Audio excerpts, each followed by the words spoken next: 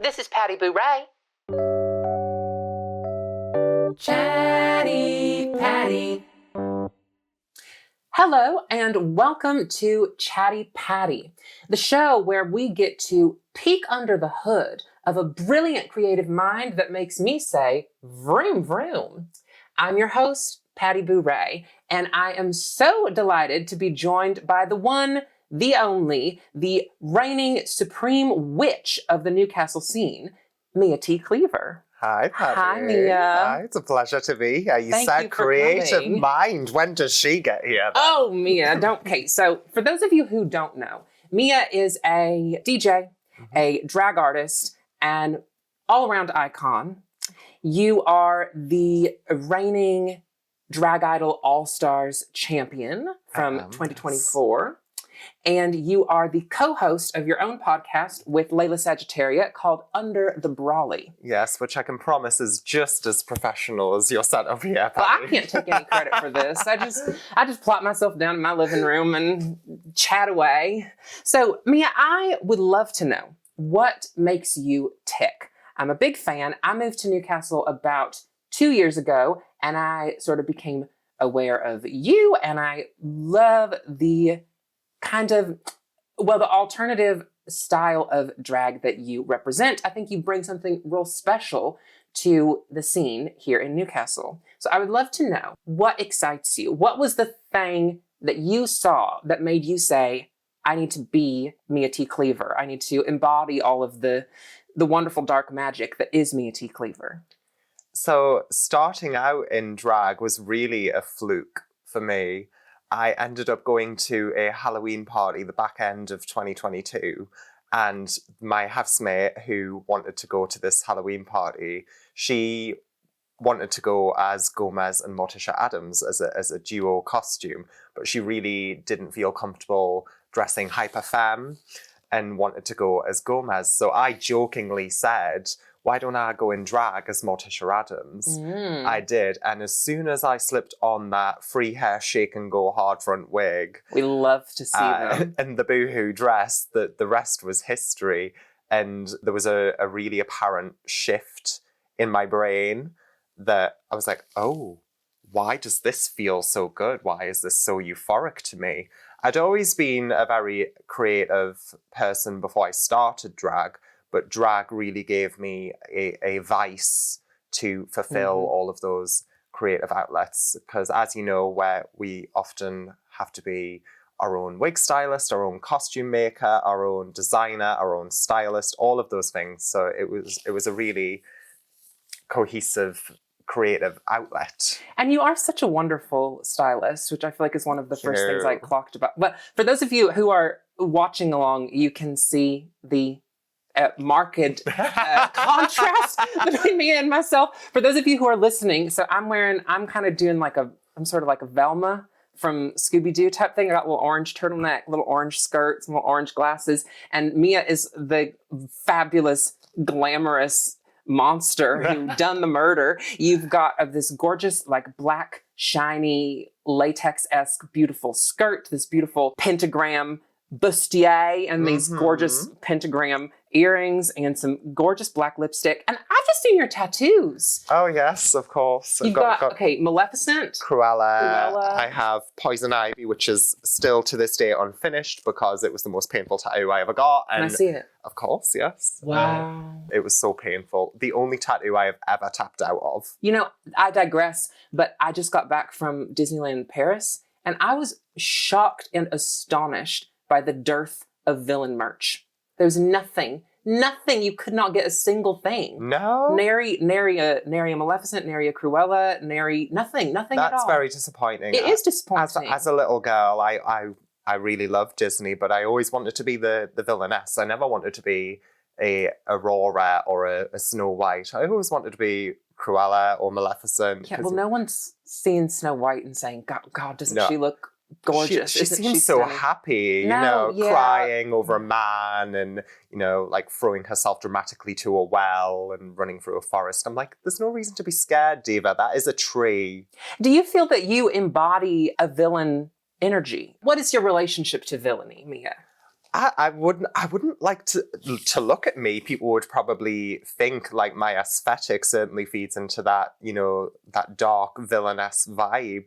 But personality-wise, I wouldn't say I'm a villain. I would like to think otherwise. I mean, that just goes back to the Morticia Addams thing, doesn't it? She's not scary. She's not mean. No, she's just dark and glam. Mother. She's a homebody. She cares about her family, and really feeds into my love of alternative, because the Addams family in particular, they don't see the way that they behave or act or dress as an issue or a problem. Like they just do what they want to do. It's the outside world that others them and, you know, thinks that they're strange. And I think that filters into my aesthetic and my love for all things dark, macabre, alternative, because the outside drag world like tries to get me to water it down, and, you know, would rather that I do wear a sequins gown and a big double stack wig. And there's nothing wrong with that. Like I love that drag, and the people who do it are amazing at it. It's just not my cup of poison. Are you a horror fan by any chance? Of course, yeah. Patti, of course. So I've been thinking about this. I've recently gotten into horror and have started talking to other people who read and watch and engage in a lot of horror. And I think like from the outside, it can seem scary, but actually it is such a nice, like wholesome, lovely person who is like the average horror fan. Yeah. I don't know. And I've been thinking about that in relation to drag as well. And it's the same thing as the Addams family. I think from the outside of it, I think people see drag as this very like, you know, it can be threatening or degenerate, which, I mean, don't get me wrong, it absolutely can be, and more power to you. But also I think oftentimes there's just this really lovely kind of wholesomeness at the root of it. Yeah, absolutely. I think you're 100% accurate with that. Horror fans are, like, a lot of the time, the sweetest people that you'll ever meet. And it goes the same with drag as well. I know so many alternative performers who, to look at, are maybe quite intimidating or off-putting to some people who are, you know, follow more of a mainstream style of drag and media.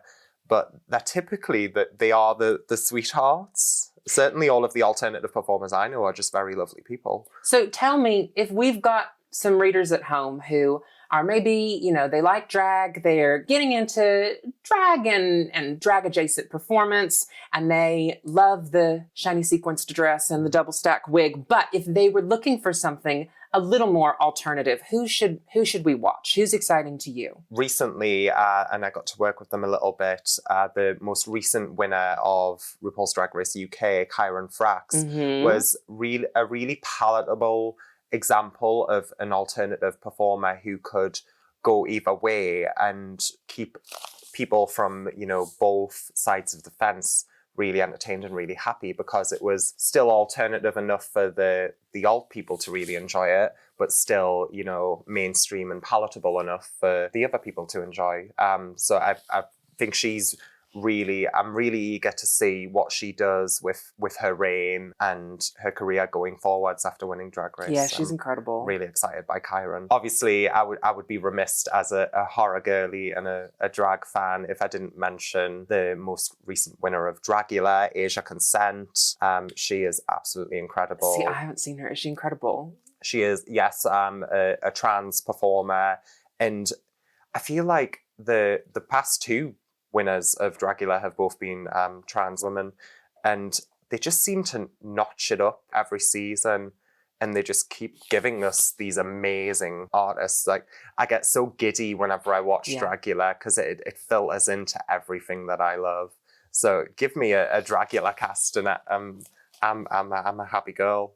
I'm a happy demon. I also would love to know what grinds your gears.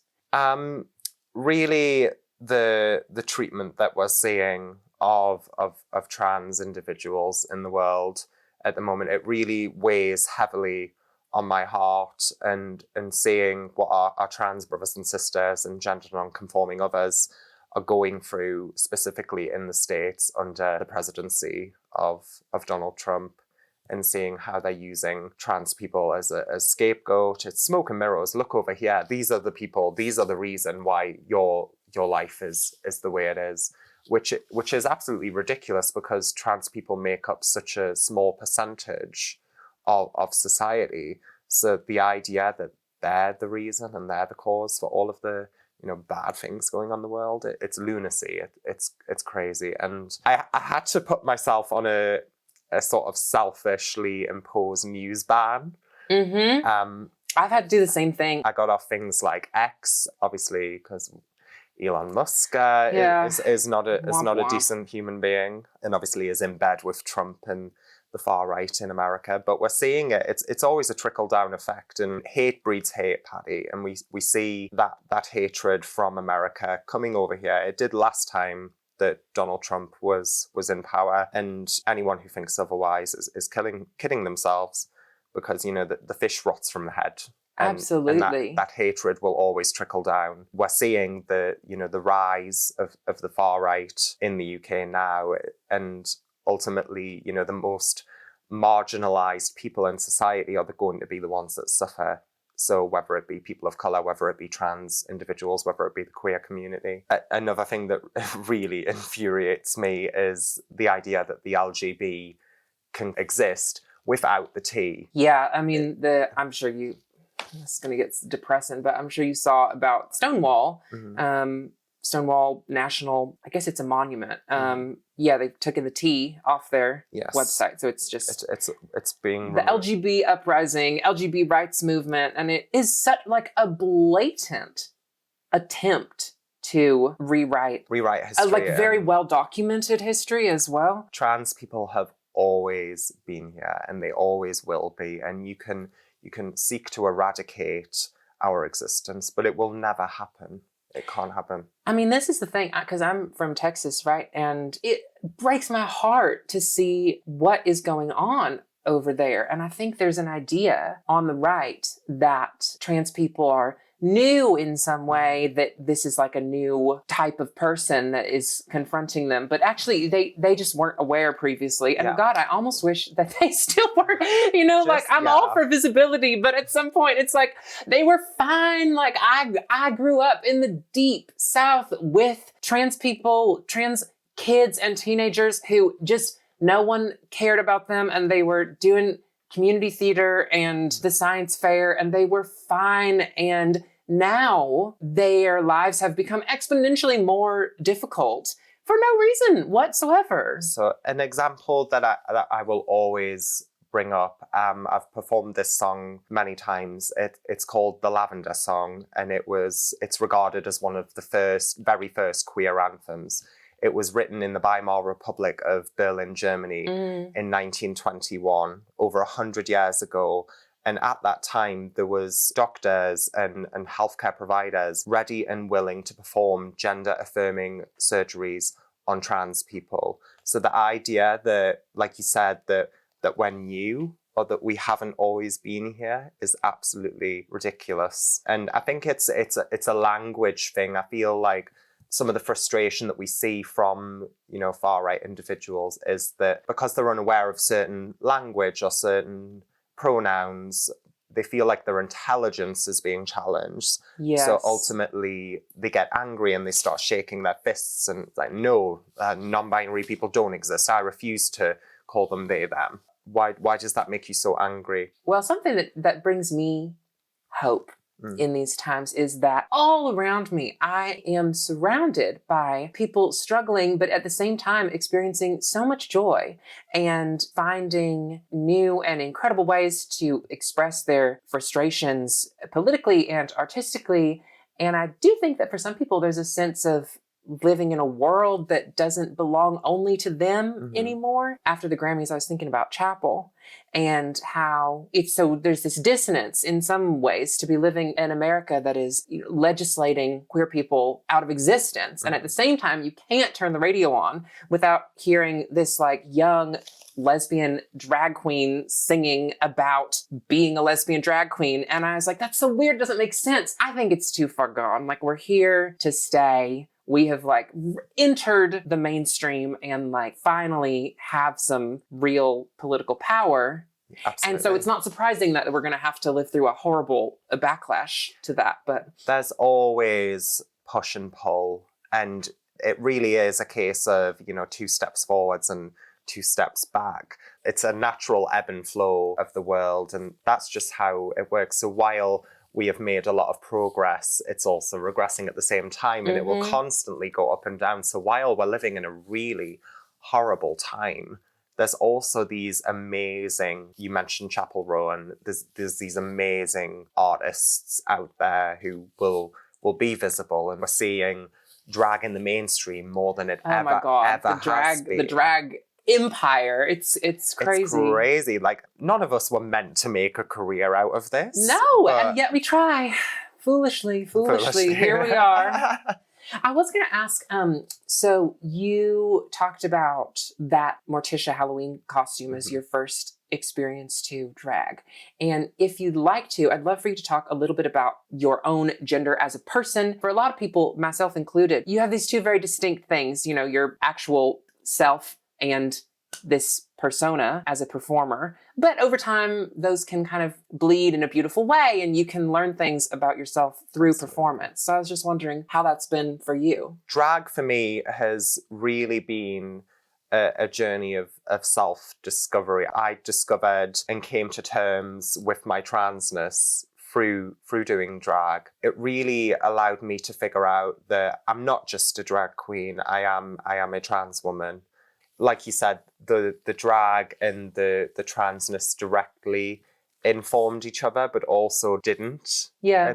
I feel like Mea T. Cleaver, the drag queen, is just a reflection of who Mea the girl is, and it's a more heightened version of I'm a little goth girl out of drag. Yes. But Mea T. Cleaver is just a heightened version of that. My drag initially was a reclamation of power, like reclaiming my power as a queer individual, as a survivor of sexual assault, reclaiming my sexual power. It was a reclamation of power, and then a point came in my drag where I was no longer happy, but that's because I wasn't happy personally, and I wanted to quit drag. And I realized if I quit drag, I'm going to have no vice to fulfill my femininity anymore. So if I don't come out as trans, I felt like I would have just wasted away. It came a point in drag where the drag wasn't enough anymore. Yeah. I needed to be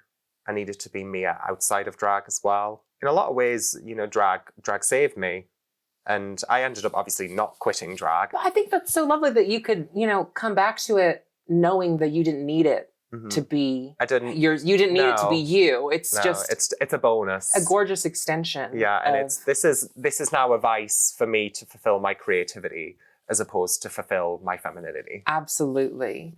Artists and performers, what we do and what we make is so important to us, and that's great, but it's so easy to put so much of yourself into that thing that then you wake up one day and realize that if you didn't have it, you don't know who you would be anymore.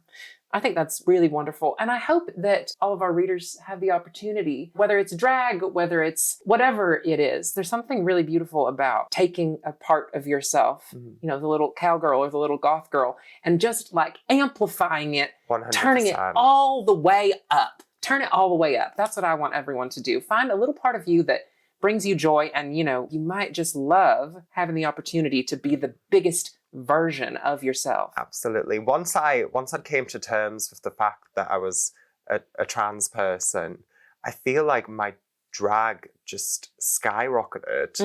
And because I finally knew who I was outside of drag, I was able to amplify the drag to 100.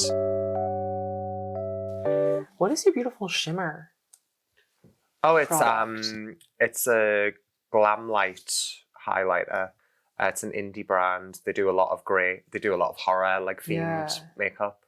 And always try to support small brands. It's beautiful. Thank you. It's got like blue reflect in it. They do a lot of Bride. Yeah, very glamour. It's a Friday the 13th themed one. Cute. Yeah, I got the entire collection.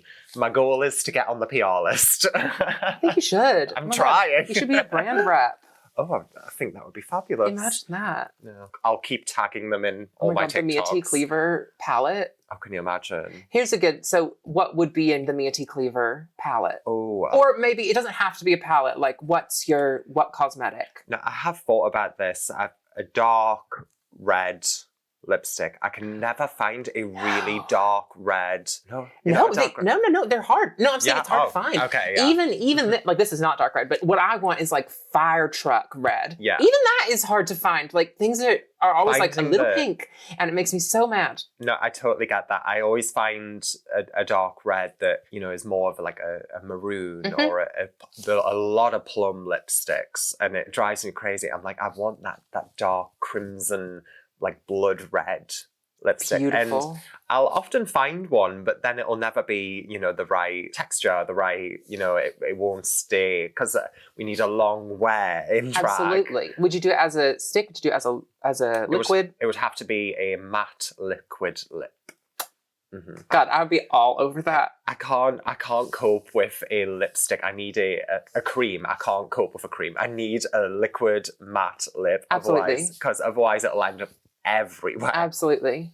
One of my most favorite memories of late, I went to a Halloween event and I had this living dead girl makeup on where I'd painted my face green and had, you know, the stitches and everything. I ended up making a gentleman friend on said night out. And it was the product that I'd used. It was made by Mitchell. And that stuff is supposed to be like bulletproof. But you put it to the makeup. test. But I well and truly put it to the test, Patty. And let's just say from the nose down, there was just nothing there. This man fully like sucked the Made by Mitchell makeup off my face. Good for him. Yeah, he was probably covered in green. Oh my God, I can only imagine. Teeth just... Oh, well. It's fun though. Okay, so add that to maybe that's also in the Mea line. A long wear. Try to kiss this off green. Absolutely. Color. Oh, that's wonderful. And a palette, it would either have to be a green. I love green. I love red, Patty, but I hate Christmas. I came to your Christmas show and I very much enjoyed it, but I am not a Christmas fan. Thank you for coming. That must have taken a lot. I really appreciate that. I really enjoyed it. It was a great show. I remember coming to your show and we were all trying the cocktails in the bar. And the mistletoe martini. The mistletoe martini. And you asked me what I thought of it. I thought you meant the show. And and I was like, I'll be honest with you, Patty. I really enjoyed it. And you were like, oh, I did mean the cocktail, but thank you. But thank you very much. Appreciate it. God, imagine if I was like, so what'd you think? Review, stars out of 5 in the bar after the show. Well, the cocktail was 5 out of 5. The cocktail was quite nice. Maybe a 4 out of 5. Shout out to Alphabetti Theater for they do nice. They do a great little themed cocktail, I have to say. And they've just repainted everything in there, so go. Such a lovely have a venue. look, readers. It's lovely. Yeah, readers and listeners, if they haven't been to the Alphabetti Theater, it really is an amazing space, and a lot of queer artists perform there. I know you're always doing something. You're one of those people Busy girl. You are just like whack-a-mole everywhere I look. Mea T Cleaver's popping up out of the ground. But where is your comfort zone? You know, do you ever perform in theater spaces? Do you love a bar? Where does Mea T Cleaver shine? So I remember I was thinking about my sort of trajectory in drag in the run up to when I did All Stars, because they always ask you, what have you been up to since your time, like since you did Drag Idol, your original run in Drag Idol. They always ask you, what have you been up to since? And I was thinking about how much I've done, and I really have said yes to pretty much every gig that would have me. I looked at, you know, every gig as sort of a boot camp. Yeah. You know, it was only really at All Stars that I realized, oh, like, this is no longer me, like, taking part in some sort of drag boot camp. I just do this for a living now. Funny how it happens. Yeah. Sneaks up on you. It really does. And yeah, so as far as where I'm comfortable, I'm honestly like happy working in most spaces. Like, I work in some really like rough working class venues that I love just as much as something, you know, more glitzy or glam. So I'm pretty content. I'm easily pleased, Patty. I think you, like, part of the job too is like you create the space for everybody. Absolutely. In it. Wherever you are, you can like conjure up that experience for whoever walks in the door. Absolutely. And, you know, it's your job as a host or a performer to, you know, really dictate what the energy in the room is. So, Mea, I reached out to you in advance through my people and asked you if you were a food or a beverage, what would it be? And you said Disaronno. I did, yes. So I don't know if you're thirsty, but I brought a little sample. So tell me, before we taste, why Disaronno? So something that is deceptively sweet. You look at it, you don't think it's going to be as sweet as it is. You think it's going to be, you know, like really strong or really tough on the mouth. But it goes down smooth. Absolutely. So it's very sweet, but also it can get you very, very drunk. We've got some clink straws, glass straws, and you have to have straws because until Mea invents her longwear lipstick, I'm not putting my lips on the rim of a glass. Oh, after you, please. Cheers. Delicious. Just like mother's milk, completely alcoholic. Oh, that is wonderful. I know, so sweet. It's so delicious. It packs a punch. Yeah. Much like you. Oh, very much so, dear. I used to be a Southern Comfort drinker. Really? I did, yes. I loved a Gatsby, which is Southern Comfort lemonade and lime. Oh, that sounds wonderful. It is a really nice drink. And it was my drag mother, Pebble Dash, who she got me onto the Disaronno. Do you drink it neat? How do you... So I usually will drink it with a Coke. Yeah. Yeah, I can drink it. I can drink it, you know, with a few bits of ice and... you know, in a nice crystal glass. I mean, that's nice. If I'm feeling bougie, that's nice after dinner. If the witch is feeling rich. Exactly. Oh, Disaronno and Coke. My mother-in-law loves a Disaronno and Coke. Yeah, it kind of tastes like Dr. Pepper. Absolutely. Yeah. Oh my God. See, that's from my neck of the woods. Texas's greatest export after me. Of course. Love the stuff. Mea, can you tell me how you make your brows so beautiful? I'm incredibly jealous of them. What is the secret? What is the secret? These are tattoo brows. No. They're not tattooed on. They're like the Sailor Jerry sticker tattoos you used to get as a kid. And they come on a sheet of just like sets of eyebrows. And I literally just cut them out, stick them on, and then put a wet wipe on them. And then, yeah, those... May I? Of course, yes. God, they're absolutely stunning. Yeah. Absolutely stunning. It depends on how lazy I'm being. So I'll typically start with the edge of them so it looks like real hairs. I mean, I don't know if the camera can really see them, but... I'm sure. Yeah, I'll typically start with the edges and then I'll extend out depending on what kind of eye shape that I want. That's so nice. So you can draw the edge on. Yeah, so I can't, like, I'm looking at your eyebrows, they're lovely. I can't do, like... drag brows.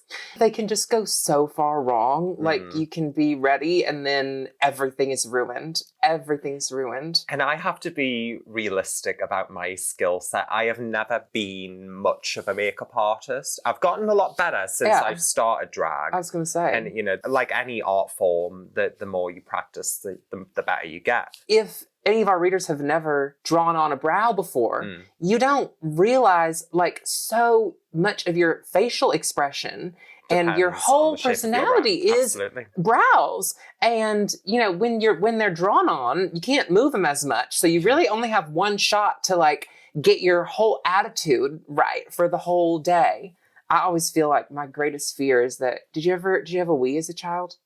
Did you ever have a Wii?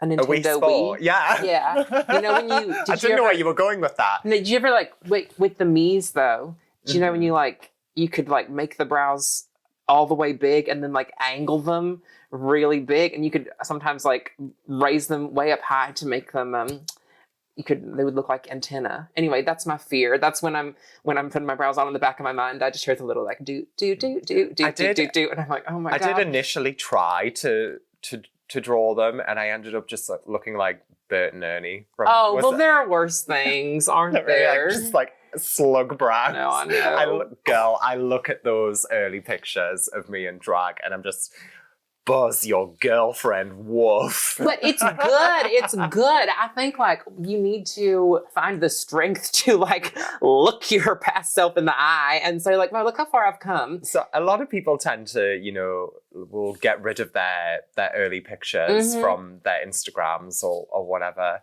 But I like to keep them there because it is nice to see how far I've come. And I look now at pictures and I'm like, you're doing all right, girl. You're doing okay. Absolutely. Also, I'm not above on a bad day just Googling like Trixie Mattel first season. Absolutely. And like, oh, you know what? It's fine. Trixie. No, but that's what I'm saying. I would only do it to someone who I admire, you know, and absolutely. to be like, wow, you don't like come out of the womb like fully formed as a brilliant artist. No. It takes like graft and grind and a lot of time. Like I look at these young kids starting drag, and their makeup is already like perfect. Oh my God, it's insane. And I'm just like, how? Like, where is the sort of ugly stage? Like, we all have to go through Literally, it. I don't know.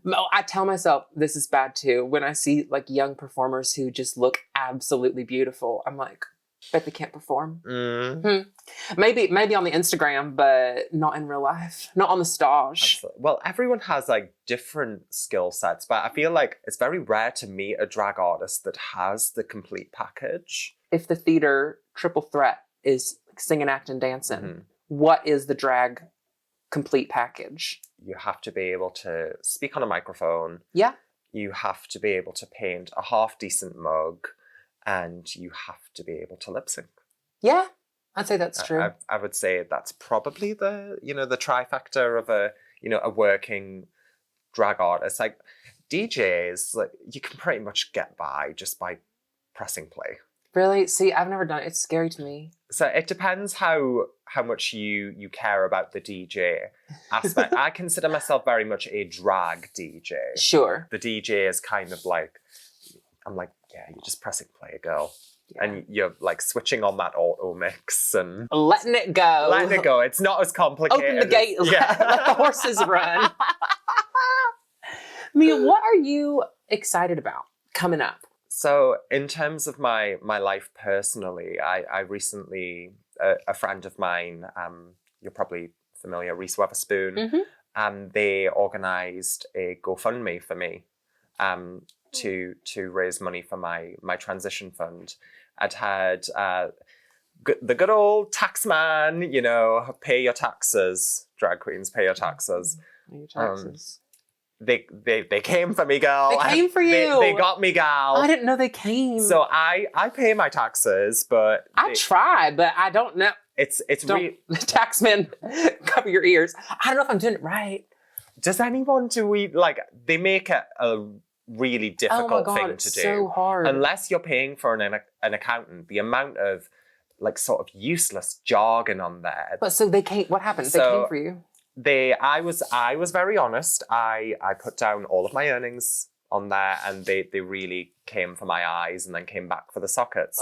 And so if you're a self-employed individual, the smartest thing that you can do is make sure that each month you have a little bit of money set aside so that when tax season rolls around, that you have that money there to pay. Because you can set up payment plans, but you have to pay an upfront payment. Yeah. And the only money that I had set aside was the money that I had saved for my transition fund. Oh, God.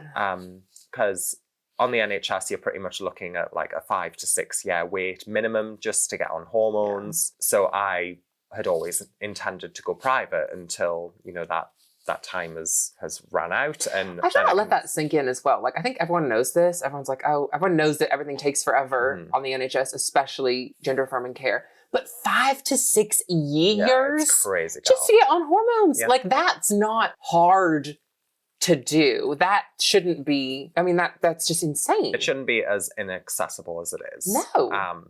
But that's the reality of the world that we live in. So they gouged you.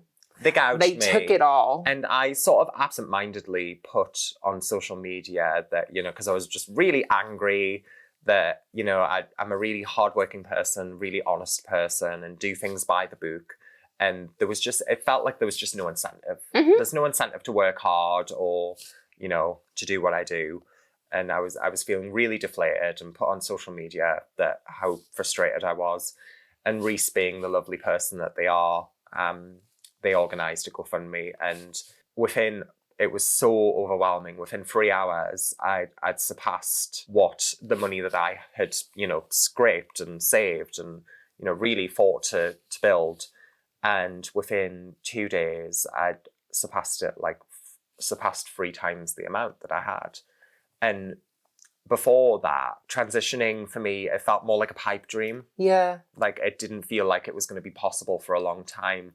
Whereas now it's very much a reality. And I can, and I am going to. And so by the end of this year, I should be on hormones. That is so fantastic. It was such an amazing thing. So overwhelming. Is that GoFundMe still active? It's still active, yes. Where can people find it if they did want to chip in? So if people would like to donate, no pressure, but if they would like to donate, they can go to GoFundMe/Mea's Transition Fund. That's MEA''S Transition Fund. Yeah, Mea like meat. Mea like meat, yes. That's the one. Since coming out and since winning All Stars, things just seem to just keep building and keep getting better. And it's kind of that nervous thing of, you know, you're on the roller coaster and you're waiting for that drop, but anything seems possible. I finally feel like my hard work is paying off. That's wonderful. And I'm just fully open to it and embracing it.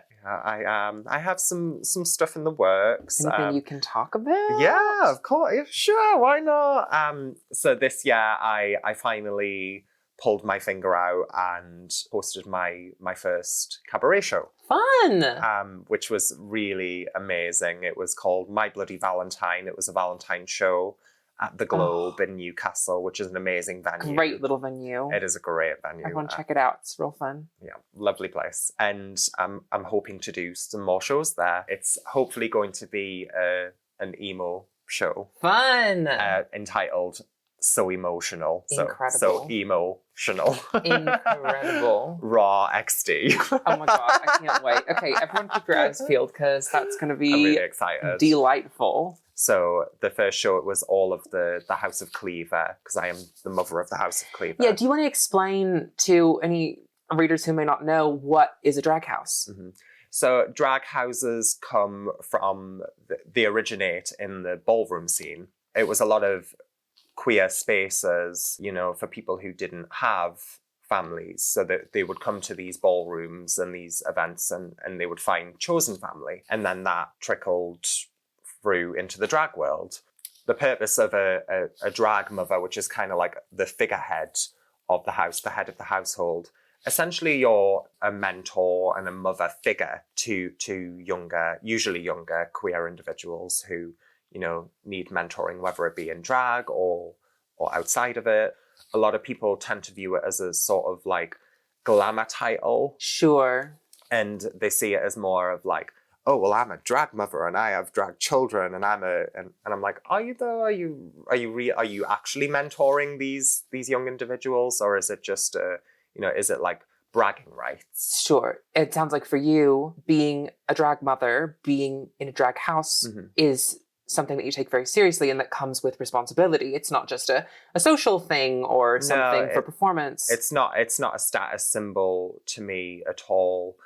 What really matters to me as a drag mother and as a mentor is the person underneath the wig and the makeup and the performance. That's more important. I'd rather know that the person is happy and healthy and okay. I love being a drag mother. I love being a mentor and a friend and a mother figure to these young people. And especially being the mother of young trans children as well.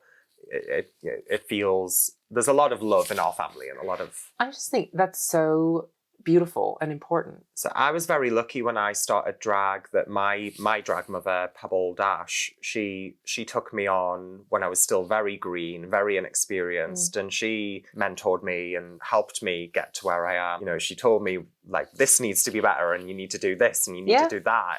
But she also cared about me as a person as well. So she never, she was never the type to kick me while I was down. She would always pick me up and dust me off. So I really think I learned how to be a mother from her.